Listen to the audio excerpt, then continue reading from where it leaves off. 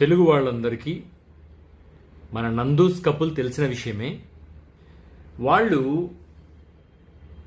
మేమేం తప్పు చేయలేదు, మమ్మల్ని నమ్మి వచ్చిన వాళ్ళది తప్పు, మేము చాలా చెప్తాము, నమ్మిన మీకుండాలి సిగ్గు, మాకెందుకు ఉంటుంది సిగ్గు అని చాలా నిక్కచ్చిగా చాలా క్లియర్గా తెలుగు సమాజానికి ఒక ఎగ్జాంపుల్ ఇచ్చారు.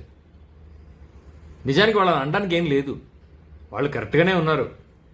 చూడు, దొంగతనంగా ఫారిన్ కంట్రీలోకి ఎంటర్ అవ్వాలనుకుంది నువ్వు, నేను దారి చూపిస్తాను, నేను దొంగని దొంగలా వచ్చాను, నాకు ఎలా దొంగతనంగా దూరాలో తెలుసు, డబ్బులు ఇవ్వు, నేను కూడా నిన్ను దొంగగా చేర్పిస్తా అని చెప్పారు. వాళ్ళు డబ్బులు ఇచ్చారు. ఈ దొంగకు ఆ పైన ఉన్న దొంగ సహకరించలేదు.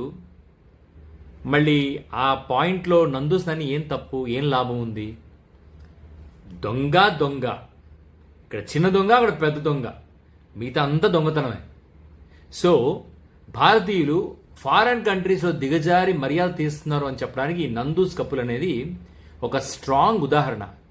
మళ్ళీ వీళ్ళ గొప్పతనం ఏంటంటే సిగ్గు శరం లేకుండా అడుక్కు తినే జాతి, మా మీద పడి ఏడుకు తినే జాతి అని పాపం వీడియోలు చేస్తున్నారు.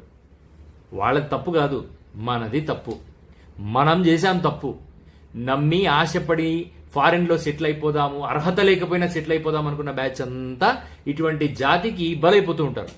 ఈ జాతిని ఏమంటారంటే మోసం చేసే జాతి అంటారు.